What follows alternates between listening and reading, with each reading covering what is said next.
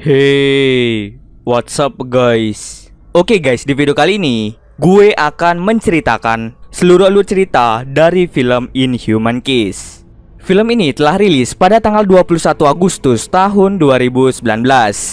Di dalam film ini bercerita tentang seorang gadis remaja bernama Sai yang sering melihat bahwa kasurnya terdapat bercak darah. Dirinya tidak tahu dengan apa yang terjadi padanya. Apakah yang akan terjadi pada Sai? Yuk kita masuk saja ke ceritanya guys.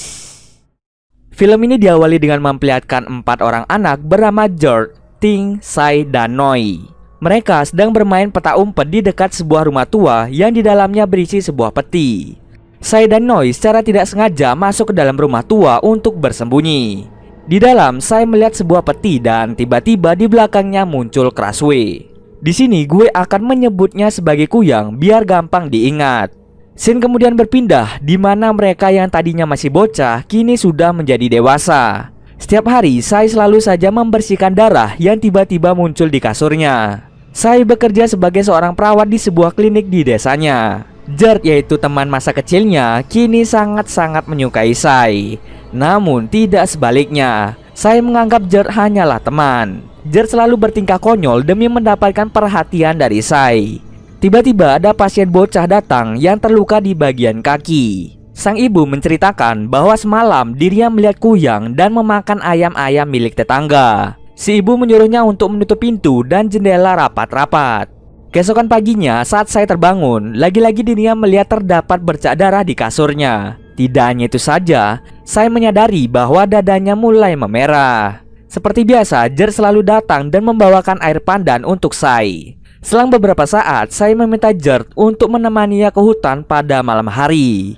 Di malam harinya, akhirnya mereka pun pergi ke hutan. Namun ketika di hutan, George terlihat sangat ketakutan. Tak lama setelah itu, muncul sebuah cahaya yang ternyata itu adalah teman lama mereka, yaitu si Noi yang baru pulang dari Bangkok. Saya yang melihat Noi merasa sangat-sangat bahagia ketika bertemu dan mereka langsung berpelukan. George yang melihat langsung merasa cemburu. Noi ternyata tidak sendiri. Dia membawa kelompok pemburu Kuyang yang dipimpin oleh seseorang bernama Ted. Kelompok itu merasakan bahwa terdapat Kuyang di daerah ini, sehingga hal itulah yang membawanya kemari untuk menangkap Kuyang tersebut. Jika tidak ditangkap secepatnya, maka akan menjadi malapetaka. Petaka itu akan datang jika si Kuyang meludahi air dan ada gadis yang meminum air tersebut. Maka si gadis akan berubah menjadi Kuyang. Lain halnya jika seorang pria yang meminumnya, maka si pria akan tersiksa sampai mati. Namun di sini ayahnya Sai yang menjadi kepala desa tidak percaya dengan perkataan dari si Ted. Ted kemudian menunjukkan salah satu kepala Kuyang yang pernah mereka tangkap. Ayahnya Sai kemudian memarahi Noi karena sudah membawa orang asing untuk masuk ke dalam desanya. Ayahnya Sai mengira bahwa mereka adalah sekelompok bandit. Di lain sisi, Sai ingin cepat-cepat untuk segera pulang ke rumahnya karena dirinya merasa ada yang aneh di tubuhnya. George merasa sedikit curiga dengan tingkah Sai yang tergesa-gesa. Keesokan harinya, lagi-lagi Sai melihat bahwa kasurnya terdapat bercak darah. Tidak hanya itu saja, Sai juga muntah darah dan muncul bekas merah-merah di dadanya. Siang harinya, terlihat ada kerbau yang meninggal. Namun, Noi berkata mungkin kerbau itu adalah ulah dari binatang buas. Noi mengajak Sai untuk menemui George. George ternyata sedang berlatih menembak untuk memburu Kuyang. Setibanya di sana, Noi mengajak George untuk pergi karena khawatir bahwa mereka adalah orang jahat. Tapi George bersikeras terhadap pendiriannya karena dirinya percaya terdapat Kuyang yang muncul di desanya ini. Malam harinya saat Sai mengoleskan salep ke dadanya, tiba-tiba George menyuruh Sai untuk menutup pintu dan jendelanya rapat-rapat agar Kuyang tidak bisa masuk. George bersama pemburu keliling desa untuk memburu Kuyang, sedangkan Noi berada di sawah entah apa tujuannya. Di sisi lain, Sai pun mulai menjerit kesakitan dan Sai ternyata adalah Kuyangnya. Di lain tempat, Ting melihat anaknya tidak ada di ranjang. Lalu Ting membangunkan suaminya dan suaminya langsung meminta pertolongan kepada kelompok pemburu Kuyang. Ternyata anaknya Ting dibawa oleh Kuyang yang tak lain merupakan Sai itu sendiri. Karena Kuyangnya sangat cepat, mereka tidak bisa menembak dengan tepat sasaran. Tiba-tiba Kuyang itu menghilang seketika. Salah seorang kemudian muncul dengan membawa bayi Ting. Melihat hal tersebut, akhirnya Ting merasa tenang ketika bayinya tidak jadi dimakan oleh si Kuyang. Di sisi lain, Noi yang sedang berada di sawah melihat Kuyang menuju ke rumah Sai. Melihat hal itu, Noi langsung mengambil tangga untuk mengecek keadaan dari Sai. Noi pun sangat terkejut ketika melihat Sai ternyata adalah Kuyangnya. Ketika Sai sudah kembali menjadi manusia, ia melihat Noi yang sedang mengintip dari jendela. Noi pun terjatuh dari tangga karena tidak menyangka bahwa Sai adalah Kuyang yang selalu memakan peternakan di desa. Sai yang mengetahui dirinya menjadi seperti itu akhirnya bersedih. Keesokan harinya, Sai kembali ke klinik, namun dirinya tidak menemukan Noi. Mungkin Noi pergi karena shock atas kejadian kemarin. Benar saja, ternyata Noi berada di sebuah kuil untuk meminta bantuan kepada biksu. Biksu itu menjelaskan bahwa Kuyang tidak melukai manusia. Kuyang tercipta dari ilmu hitam yang membuat mereka menjadi hantu yang seram. Kuyang perempuan biasa disebut Krasue, sedangkan laki-laki disebut Krahang. Dari percakapan ini, Noi harus mengikuti kata hatinya sendiri, apakah mau membunuhnya atau tidak.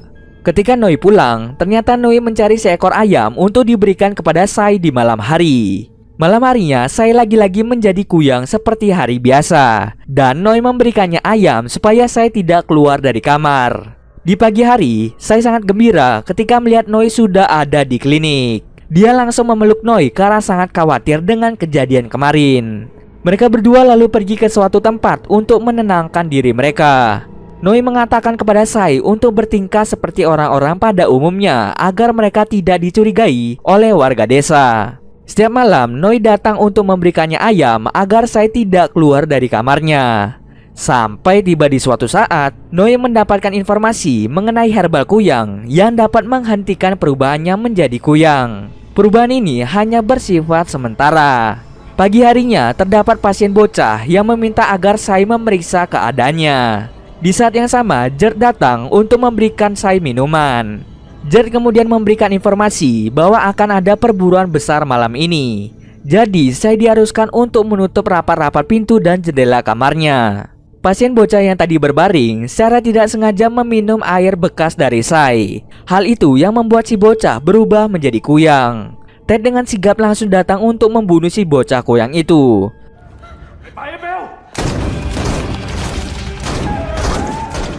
Esok harinya, mereka melakukan tradisi pembakaran mayat. Terlihat orang tua dari si bocah menangis dengan histeris. Saya kemudian menyadari bahwa penyebab si bocah itu berubah menjadi Kuyang karena bekas gelas miliknya sempat diminum oleh si bocah. Saya di situ sangat ketakutan jika para warga tahu yang sebenarnya. Untung saja Noi selalu ada untuk menenangkan si Sai. Saya kemudian mengajak Noi untuk pergi ke hutan karena di sana pasti ada petunjuk mengenai Kuyang ini. Malam harinya, Sai dan Noi langsung pergi dari rumahnya. Dan tidak disangka si Ted mengikuti mereka dari belakang. Di situ Jerd menyuruh kelompok itu untuk berhenti mengikutinya. Tapi omongan Jerd dibantah oleh mereka. Di sisi lain, Sai dan Noi berhasil mencapai rumah tua yang ternyata di belakang rumah tua terdapat tanaman yang menyala. Noi kemudian menyadari bahwa tanaman ini merupakan herbal Kuyang yang dapat menghentikan perubahan Kuyang secara sementara. Misalkan saya memakan satu herbal, maka dirinya tidak akan berubah selama seharian penuh. Jadi mereka memutuskan untuk membawa beberapa herbal untuk dikonsumsi oleh Sai.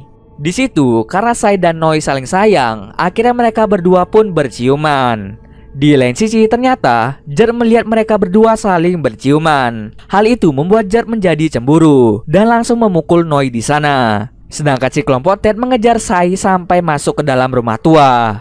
Di dalam, Sai tidak sengaja melihat cahaya merah yang muncul dari sebuah peti. Ketika mendekati petinya, Sai ingat korban-korban yang telah ia bunuh dan juga mengingat masa kecilnya ketika si Kuyang menciumnya.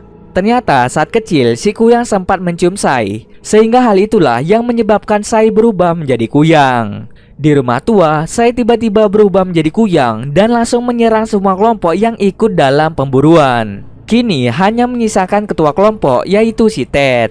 Setelah selesai memukuli Noi, Jerd langsung menghalau si Ted agar tidak menembak si Kuyang. Namun si Ted tidak segan-segan langsung melempar Jerd keluar dari rumah tua. Noi secara tidak sengaja melihat terdapat dua makhluk yang tiba-tiba melintas di atasnya. Mengetahui hal tersebut, Noi segera mengecek keadaan Sai. Untung saja Sai sudah kembali ke tubuhnya dan langsung membawanya untuk kembali pulang secara diam-diam. Sai kemudian menyimpan herbalnya di atas lemari. Setelah itu, seluruh warga desa terkejut dengan kematian sekelompok pemburu dan juga warga yang ikut serta dalam memburu kuyang.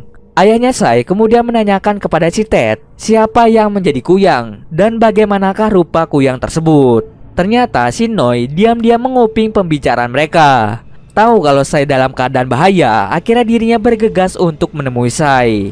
Tapi di perjalanan, dada Sai menjadi sakit karena kemarin dia sempat berciuman dengan Sai. Warga desa kemudian bergegas ke rumahnya Sai untuk membuktikan bahwa memang benar Sai adalah kuyangnya.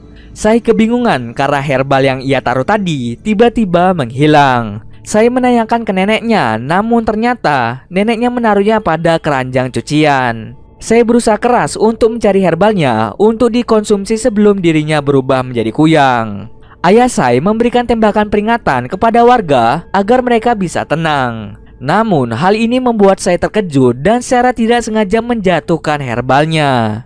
Ayahnya kemudian memanggil Sai berkali-kali, namun Sai masih berusaha mencari herbalnya di dalam lumpur. Hingga pada akhirnya Sai berhasil memakan herbal dan langsung keluar dengan alasan baru selesai mandi. Si Ted kemudian menyuruh Gert agar mau berbicara yang sebenarnya. Namun karena Gert masih sayang, akhirnya dirinya tidak membuka mulut. Dengan cerdiknya, Sai langsung berkata bahwa kelompok mereka menculiknya dan akan memperkosanya. Tapi untung saja Gert datang menyelamatkan Sai.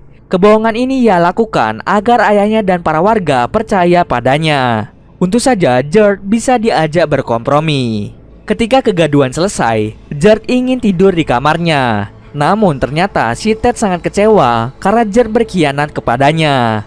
Tak lama setelah itu si Ted langsung menggigitnya yang membuat Gert berubah menjadi menyeramkan. Beberapa lama kemudian herbal milik Sai perlahan-lahan mulai habis, yang membuat Noi berusaha keras untuk mencari herbal lagi. Namun ternyata Noi melihat bahwa herbalnya sudah habis terlahap api. Yang membakar herbalnya tak lain merupakan Ted itu sendiri. Noi mencoba untuk menanam herbal itu sendiri, namun semuanya berujung kegagalan. Noi kemudian mengajak Sai ke Bangko untuk melarikan diri ke sana. Siapa tahu ada seseorang yang bisa membantu mereka di Bangko. Noi menyuruhnya untuk menemuinya besok setelah matahari terbenam. Namun Sai di sini terlihat bimbang antara ikut dengan Noi atau tidak. Sai kemudian menuju ke rumah Gert. Di kamar Gert mendengar bisikan-bisikan dari si Ted untuk segera membunuh Sai. Ketika Sai tiba di rumah Gert mengatakan yang sebenarnya, bahwa yang pertama kali melihat Sai berubah menjadi kuyang adalah dirinya sendiri. Waktu itu Gert mau mengantar pulang Sai ke rumahnya. Namun Sai tergesa-gesa dan mulai berlagak aneh. Hal itulah yang membuat Gert mengikutinya dari belakang. Dan ternyata Gert melihat dengan jelas kalau Sai berubah menjadi kuyang. Gert pun mulai ketakutan dan tidak percaya bahwa kuyang itu adalah orang yang dicintainya. Tujuan Gert ikut serta dalam pemburuan kuyang adalah agar Gert bisa melindungi Sai dari kejauhan. Sai tiba-tiba kaget karena melihat Gert berubah menjadi menyeramkan seperti itu. Di lain tempat, Noi sedang berada bersama biksu kemarin. Si biksu menceritakan asal mula dan sejarah Krasui atau kuyang ini. Pada malam harinya, Noi bersiap-siap untuk menunggu Sai di hutan. Tapi Sai diajak ayahnya untuk menonton layar tancap. Lama-kelamaan dada Sai menjadi sakit, begitu juga dengan Noi. Di lain tempat, Gert telah berubah menjadi monster besar mengerikan yang akan menangkap kuyang Sai. Gert bisa terbang untuk membunuh Sai. Untung saja Noi datang tepat waktu dan berhasil menyadarkan Gert yang tadinya dihasut oleh si Ted. Gert langsung memutuskan untuk bertarung 1 lawan 1 dengan si Ted. Pada akhirnya Gert pun kalah dan tewas karena jantungnya telah diambil oleh si Ted. Di lain sisi, tubuh Sai dipukuli oleh para warga. Melihat hal itu, Noi berusaha menghentikannya dan membawa tubuhnya ke tempat yang lebih aman. Namun si Ted tidak membiarkan mereka pergi. Noi berusaha untuk bertarung melawannya dengan tangan kosong. Di saat bersamaan, si biksu datang dan langsung menembak Ted hingga tewas. Si biksu kemudian menceritakan bahwa dahulu dirinya juga memiliki istri yang menjadi kuyang. Dirinya berusaha keras untuk menyembunyikannya dari para warga. Hingga akhirnya si biksu memutuskan untuk mengunci istrinya di dalam sebuah peti dengan menggunakan rantai. Oke, balik lagi ke cerita. Biksu menyuruh Noi dan Sai untuk pergi dari sini secepatnya. Para warga yang marah tidak membiarkan Sai pergi begitu saja, hingga pada akhirnya mereka berhasil sampai ke perahu. Noi di situ berjanji akan menyembuhkannya ketika mereka sudah sampai di Bangkok. Tak lama setelah itu, Sai tewas tertembak. Noi menangis dan mencoba untuk mendekatinya. Namun itu semua sudah terlambat karena Sai sudah mati. Noi menangis dengan histeris sambil mengingat saat-saat bersamanya. Dan cerita pun selesai. Oke, mungkin segitu dulu alur cerita film kali ini. Kalau kalian ada yang mau request film atau mereview sebuah film, silahkan komen aja di bawah guys. Jika ada yang salah atau kurang dari alur cerita di atas, gue mohon maaf. Oke, see you next video guys.